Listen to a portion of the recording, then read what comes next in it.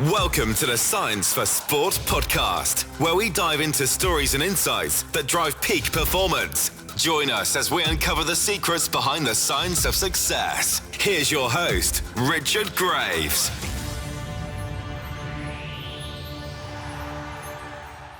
Hello and welcome to the Science for Sport podcast with me, Richard Graves.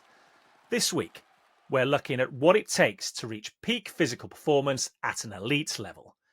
My guest is Stuart Yule, who in 2017 became the head of physical performance for the Scottish Rugby Union. Now he works with the Scotland national team. Across his career, he's worked across multiple sports and witnessed firsthand the demands of each discipline and taken what he's learnt from those into what he does today. So, let's hear from him now. Unlocking sports science to push the limits of human potential. This is the Science for Sport podcast. Well, Stuart, welcome along to the show. It's great to have you with us today. Thank you very much for having me on, Richard. I was looking through your resume prior to recording, and I have to say it's an impressive one because you've competed and represented your country, Scotland, 2 Commonwealth Games. You've worked across football, judo, hockey, settled on rugby, and of course, since 2017, worked alongside Gregor Townsend and the team at Scottish Rugby, at the Scottish Rugby Union as well. So those are the highlights. For those not familiar with your story, take us along the journey that's brought you to where you are today. Yeah, it's been a great journey, lots of great experiences. You mentioned some of the sports I've worked with, but it started probably when I was a kid and just the family upbringing. Both parents went to Commonwealth Games, mother for shot put and father for weightlifting. My twin brother, Tommy. We trained with our dad in the garage. That journey carried on in terms of sport and weightlifting. And at the time, in terms of getting into that professional side and working life, I studied physiotherapy and graduated in physio, probably at a time when S&C was still its infancy. So I think the combination of my weightlifting background, having physiotherapy, which is an excellent degree, and just the ability to transfer those skills into S&C kind of lend itself really well to starting that journey. So I worked as a physio for a year prior to an opportunity with the Scottish Institute of Sport. And I thought I'd take that opportunity then because I thought in 10 years' time it is probably where I'd want to be. So I took that, and that was the start of my S&C journey, which then everything just fell off from there. So working with judo, that took me to British judo. At the time I was in the English Institute of Sport and was fortunate then to transition to hockey for a short period prior to coming up to Scotland to work with Glasgow Warriors for a number of years, and then transitioning into Scotland, as you said, in 2017. So I've been very fortunate in terms of the journey, fortunate in terms of the people I've worked with, the athletes. It's been a privilege. And of course, Stuart, for those that follow rugby union, they'll be acutely aware that your time with the Warriors coincided with a period of success for them, both domestically and on the European front. You've then gone on with Gregor Townsend to take part and look after the Scottish first team as well. Just talk to us a little bit about that. Yeah, no, Glasgow Warriors was a great. I was 8 years there, and Gregor came in a couple of seasons in, so they're already a good team, and there's some great players and almost a real good foundation, and that was a real journey as well at Glasgow. So in that period, over a middle towards the latter 4 years, there was a fourth, a third, a second, a first, and I think the whole club, from physical side to coaching to the players, was a real appetite for improvement and learning and really getting better. And say 2017, that transition with the national team almost made it easier in a way that in Scotland we have 2 pro teams, so knowing a lot of the players, the way that we played at Glasgow, and obviously with Gregor going to Scotland, it was the demand, if you like, on the player and how we needed to train and how we wanted to play. That transition was familiar. So these things again made that journey almost really productive in terms of how we applied training methods and how I could integrate well with the coaches and hopefully deliver to the players. How big a challenge was it when you moved to the national team? Because it's from that period really that I think by general consensus there's been a real uptick in results for the Scottish national team. And whilst you look at the Six Nations table and there's just 2 third place finishes there, it feels like Scotland have played a lot better than that would suggest. Yeah, I mean, there's been some tremendous performances, and obviously they sometimes don't result in wins, and it's definitely a continual evolution, and this is almost this isn't just the here and now. I think that there's a number of massive efforts over my time is 16 years to really improve, and it's right the way through. I would say both pro teams, our national team, that is a real desire that we want to get better, and that is almost meant the challenge is the expectation that we need to get better. So you're always striving to look for areas of improvement, never resting on your laurels that we've made it, because we certainly want to get better. So I think that challenge is almost self-imposed around, let's say, the expectation to improve it and that continual improvement cycle. So yes, yeah, I think the challenge of the international environment compared to the club is you're getting players for very short periods. That's the difference that my first exposure to international rugby, you have them for a week and then you're into test matches. So that the peak of their season, you've got a week to prepare with a team. So there is an expectation that players are coming in physically prepared, so that the role is very much the relationships with the clubs and collaborating really closely with them around the players. And that's where we're fortunate in Scotland from a physical side, that we've got excellent S&C coaches at our pro teams, and there's a real drive and desire from the players around ownership of their physical development. So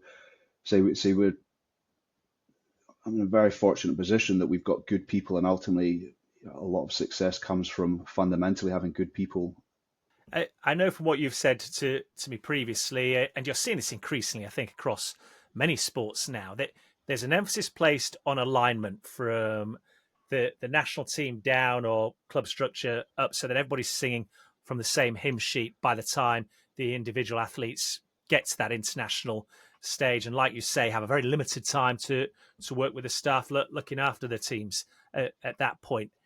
In your opinion, has that helped improve performance across the board?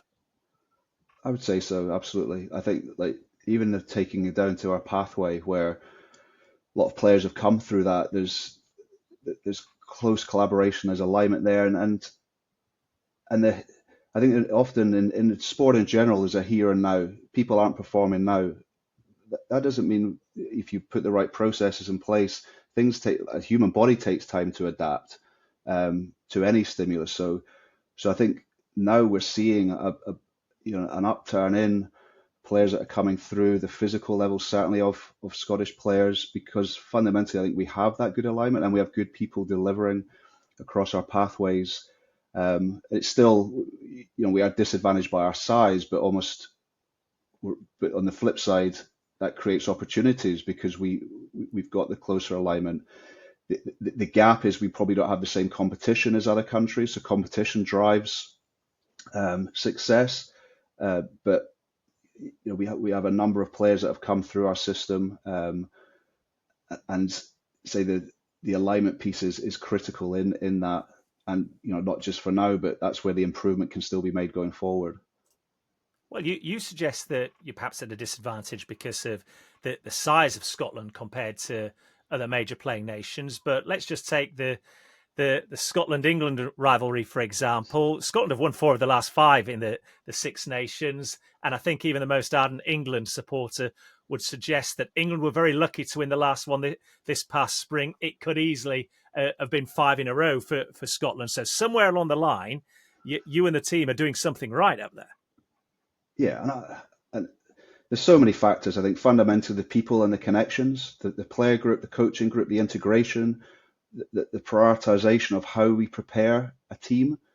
Obviously, there'll be a bias in terms of how we do that, but there's real sound rationale and learning and evolution in that space. Um, it's and that feeder into that. Glasgow have obviously, when we were back when we were there was success, and they've had success obviously recently with Franco Smith and the group. So that fuels the players in terms of performance and understanding how to win and how to work, we've got a good group of players just now with competition for places and a depth to squad. So there's multiple factors in terms of moving forward now. As you said, there's still room for more improvement. So I think that's where that enthusiasm and drives comes from, is that we can be better, and we can keep pushing to be better. Well, just take us inside that process then, to the extent that you can, because how has Scottish Rugby evolved? Crucially, what is it that you and your team have learned that's we're now seeing translated into performances on the field? It's a great question. I think, as I said, it is that number of years. It's what emerges now is what's happened over the last 15 years, and the ability to know exactly what those key things are is a hard task to understand. However, the key principles of what they are around developing players. So the big, obviously my area on the physical side is, are players prepared for the demands of the game? So how we have driven over the years our fitness standards, like it goes on social media all the time. I think we could probably do a better job of Scottish rugby players getting up on social media around publicising some of our Bronco scores. They're second to none. The level our players come in at the start of pre-seasons across the pro teams, and what then obviously is delivered to a national team when we come round, is a massively fit group of players. That's the expectation of what good now is a lot higher than what it used to be, and that's just a natural evolution of physical standards, the way that players prepare, the ownership they have on themselves, and that's developed through the cultures and the environments across, say, that started 15 years ago. And these things add layers. There's obviously peaks and troughs over years, and with players and coaching staff and S&C staff coming and going, but I think the principles of that have remained. And the desire to get better. So there's never a point in which we're not looking at how we can get better. And on a physical side, it's like those demands of the game are ever evolving. So it's how then are we integrating the physical piece within rugby, and I very much say it's the principles I have is the physical side is developing a potential. The gym is developing a potential. That doesn't mean, as we know, that that's going to transfer, but the process of rugby and how our S&C coaches are integrating with rugby is enabling a realization of potential, and we're getting so much more from rugby in terms of our training preparation that is enabling players to realize their physical potential on the pitch. And some of that's very simple. It's simple rugby processes around the intensity that we train at, the types of activities we do. So I think that it's a summation of all these factors, and that almost then emerges onto a performance piece, and say we certainly haven't cracked it. There's teams out there that are beating us, and there's also numerous ways to skin a cat. So we probably haven't. There'll be other things that will emerge that we think, great, we need to now look at that. So that improvement piece and the rate at which we have to improve has to be greater than our opposition. So that's where that challenge is, that are we learning quicker, and it's still something that we believe we need to probably do better as well. It's how we can review our physical performance piece, and how we're able to understand that to a better degree. And in itself, when you say we've got to do it quicker, better than our rivals, that suggests that you set that benchmark pretty high all the time for achievement with Scottish Rugby. And you talk about intensity and learning from rivals. Does that go as far as learning from other sports as well? And if so, what have you taken across the course of your career that you now utilise today? Massively. I think it's been a critical part of of my journey, and it's almost something now that Gregor really drives with all staff and himself as well. I think my fundamental principles have come from other sports. In terms of the whole realization piece, like rugby in itself it's highly technical, it's highly tactical. The physical emergence of something on the pitch may not be the absolute physical ability. It's the line someone's run. It's being in the right position. It's being efficient. It's the summation of 15 players doing the work. So that's rugby. However, my learning from other sports probably came back from judo because of the highly technical piece. I had a few trips to Japan, spent a lot of time with coaches and judo players, and to understand their demand and the technical feel of the sport was so intricate for a judo player, and we can see that with how successful Japan are and the mastery of technique. So that learning around mastery of the sport was a critical piece of my journey, and almost enabling me and to really work closely with coaches. It's not just S&C and rugby or S&C and judo. It has to be a really integrated process. Now that doesn't mean to say we don't do our general work, but there is a massive crossover in terms of the physical delivery, but being delivered through the sport, and ultimately the coach being the expert. Is it them delivering that to become a technical mastery? So I say that was a massive learning in terms of my principles around how I deliver and how I try and I work with sports. And then there's all the time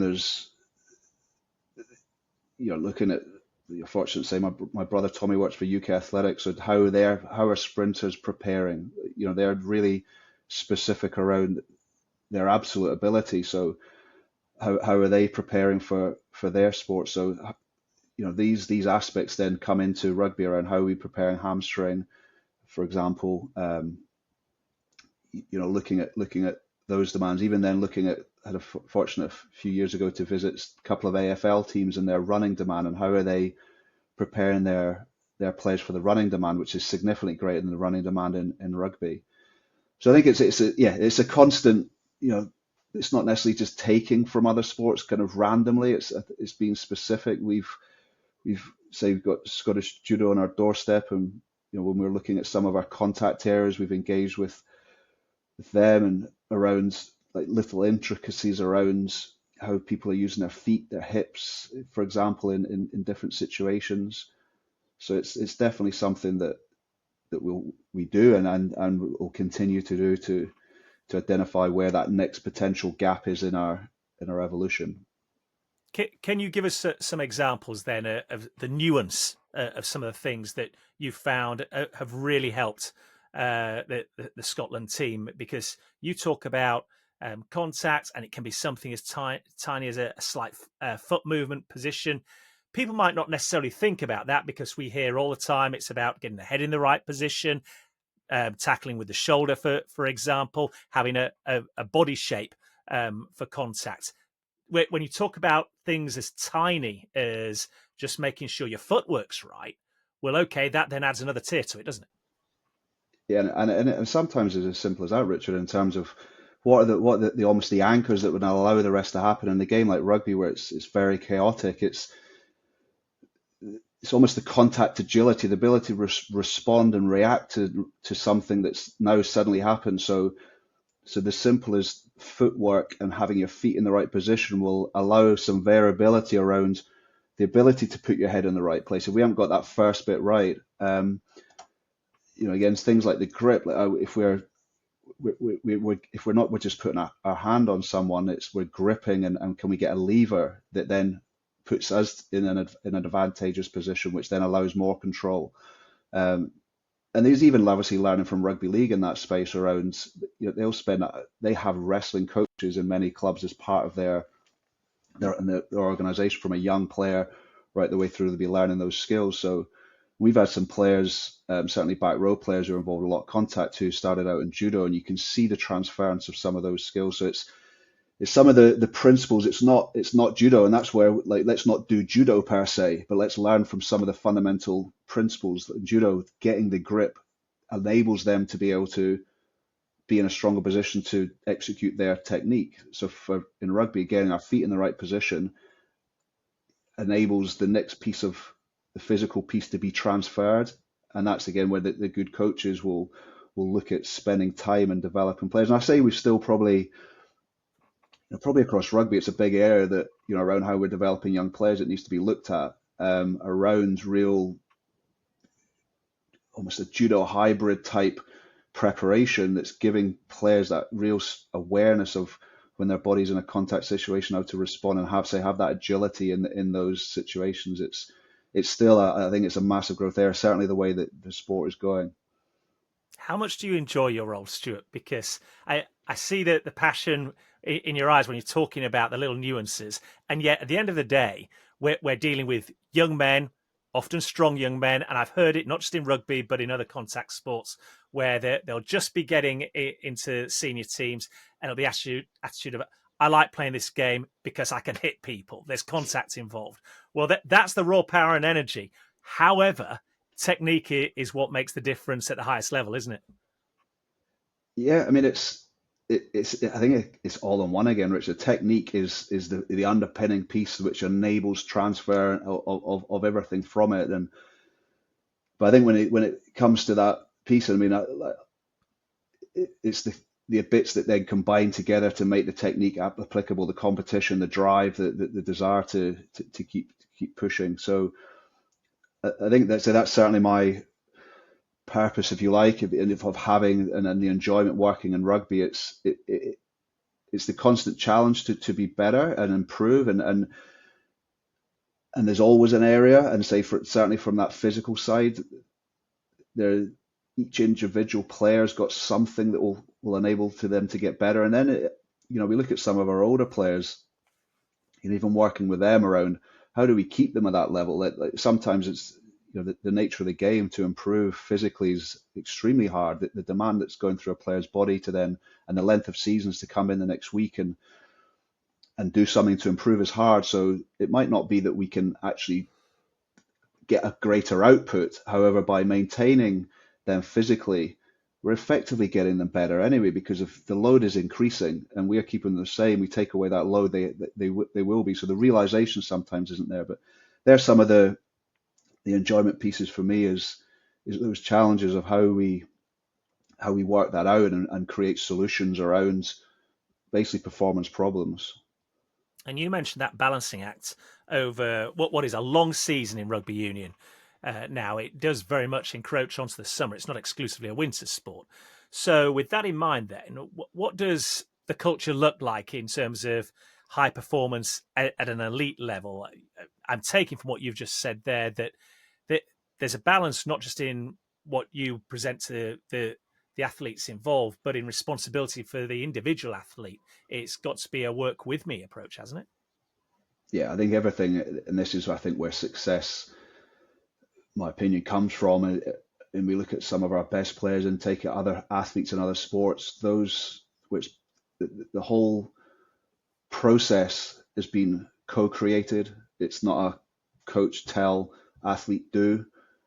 It's a co-creation of a program, of an environment, of a language, on how you communicate, and ultimately how you connect to whatever is wanting to see on the pitch. And so I think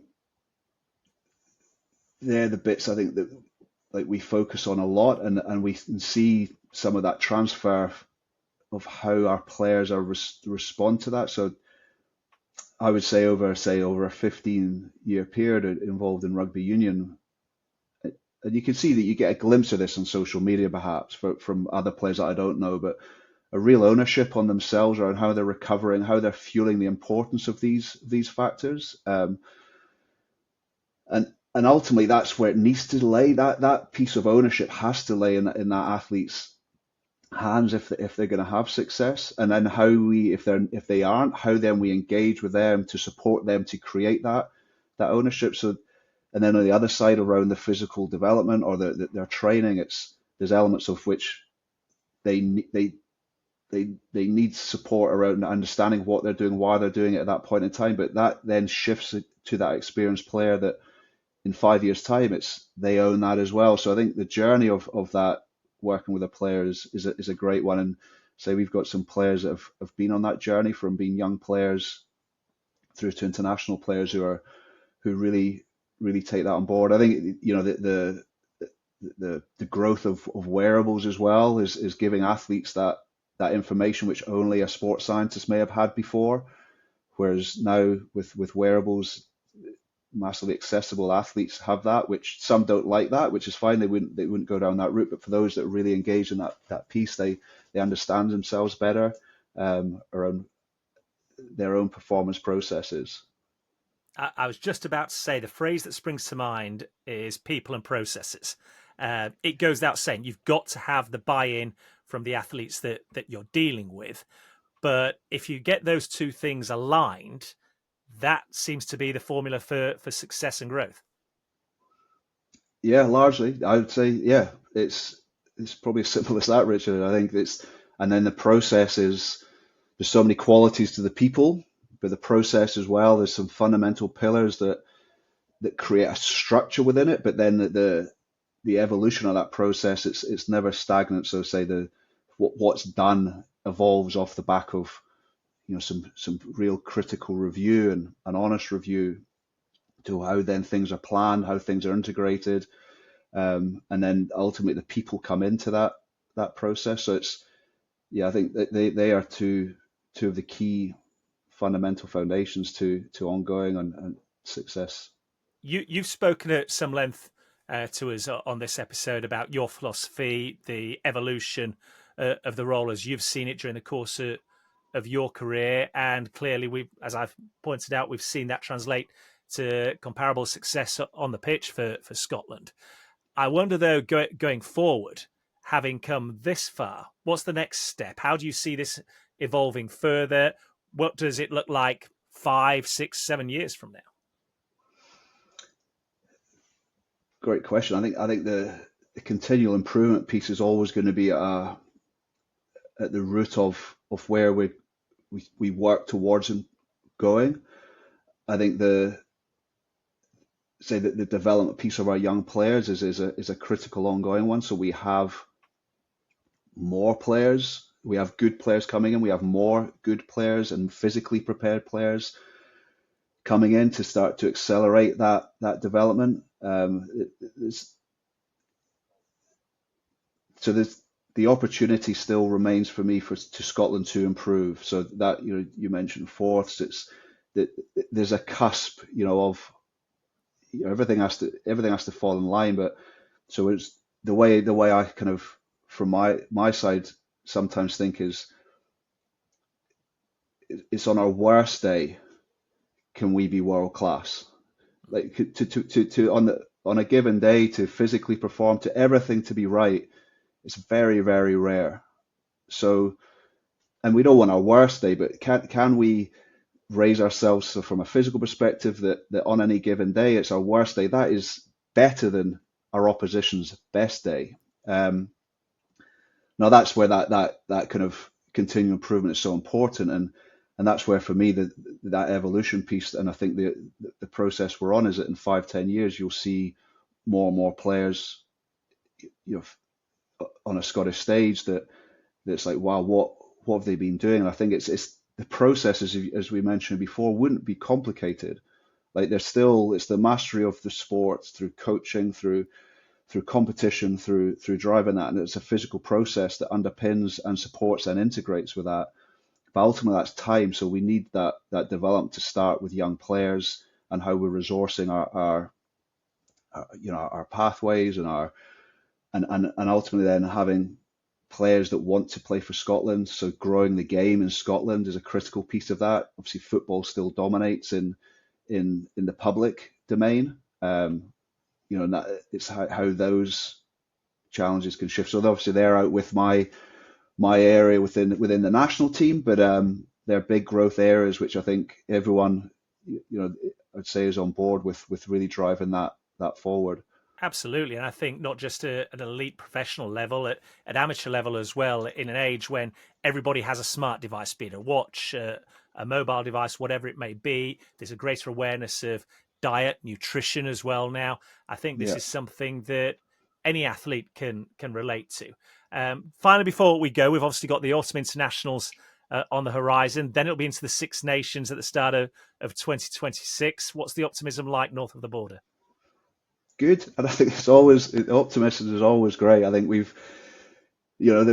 they're going to be massive challenges, as they always are. There's never an easy moment where you can think you've kind of got to the top of that mountain and looking down. It's always looking up and having that we need to keep getting better. So no, we had a great summer tour. Like say, we obviously got one. We didn't get a result against Fiji, but we had a great group. It was really productive in terms of that team and that group that were there. So from my perspective, on the physical side, we're working closely now with pro teams.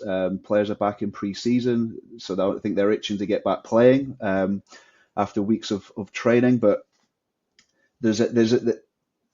for me, there's always an optimism, which is a great sign that that we can keep getting better. So it's there for us, and that's where I think we look at ourselves as to what we can do, and that's where I think that optimism comes from, which then generates that enthusiasm to get in there and keep working and improving. You said a little earlier we probably need to do a better job of getting our individual athletes showcasing themselves on social media. For our listeners to the Science for Sport podcast who are intrigued by much of what you've had to say today, where can they follow you and find out any little tidbits of information that they might be able to learn from on social media? Well, I've just kind of almost going to put myself out there a little bit more, but I'm Stuart Yule Performance, and hopefully kind of just put little bits of more wisdomy things around some technical aspects around the preparation side. So hopefully there's a bit of use there. But and I think there's so many people out there that are putting some good stuff out. So, but anyone can reach out and give me a shout. Happy to help in any way. Fantastic. Well, I've really enjoyed this particular conversation, and hopefully on the back of some more Scottish success, we'll have you back on the Science for Sport podcast at some time in the near future. Great. Thank you very much, Richard. Unlocking sports science to push the limits of human potential. This is the Science for Sport podcast. Many thanks to Stuart for joining me on this week's episode of the Science for Sport podcast. And if you found what he had to say about physical performance and training interesting, and you want to find out more, then you can do so by visiting our website, www.scienceforsport.com. And if you've enjoyed this particular edition of the podcast, please do feel free to share it with a coach, a colleague, an athlete, or a friend. The more downloads we get, the easier it becomes for us to attract our next guest, be it an athlete or a professional such as Stuart at the cutting edge of their field. Well, that is just about all for this edition of the Science for Sport podcast. Thanks once again for listening, and I look forward to the next time you can join me on Science for Sport. Subscribe to the Science for Sport podcast now, wherever you listen to your podcasts. For more insights, resources, and to join the Academy, visit scienceforsport.com and connect with us on social media by searching for @ScienceForSport. Thanks for listening, and we'll see you next time.